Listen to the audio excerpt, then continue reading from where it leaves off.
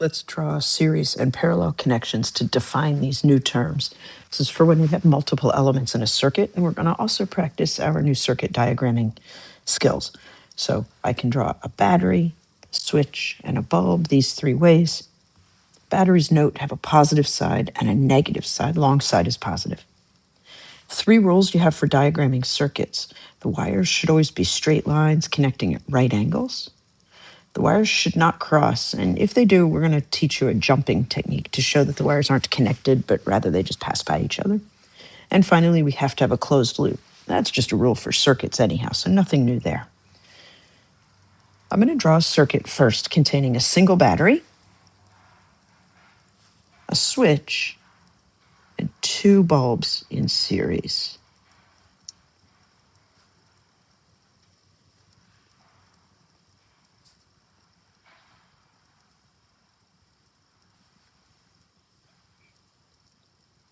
Depending on the source of the diagram, the individual symbols could change a little bit. These bulbs are drawn with X's in the middle. I've seen multiple forms of them, but here's the version we'll use today and in this class.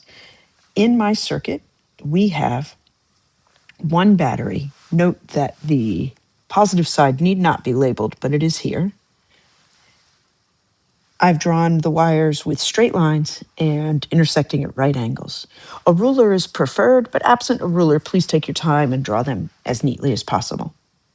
I've drawn the switch in the open position.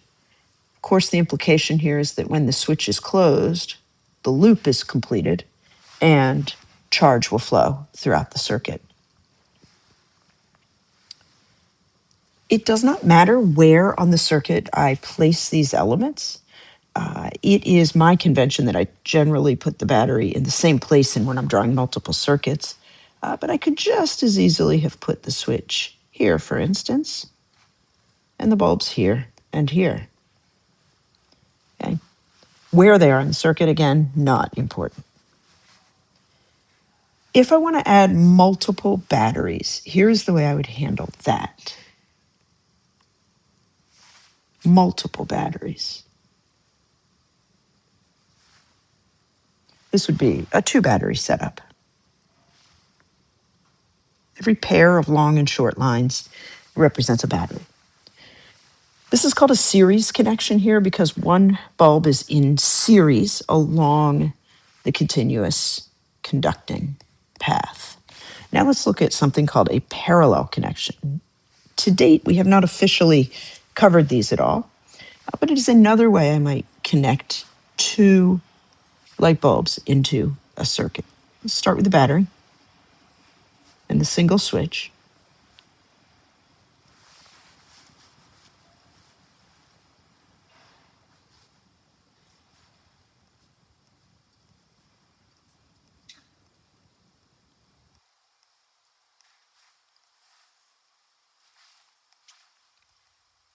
And my 2 bulbs.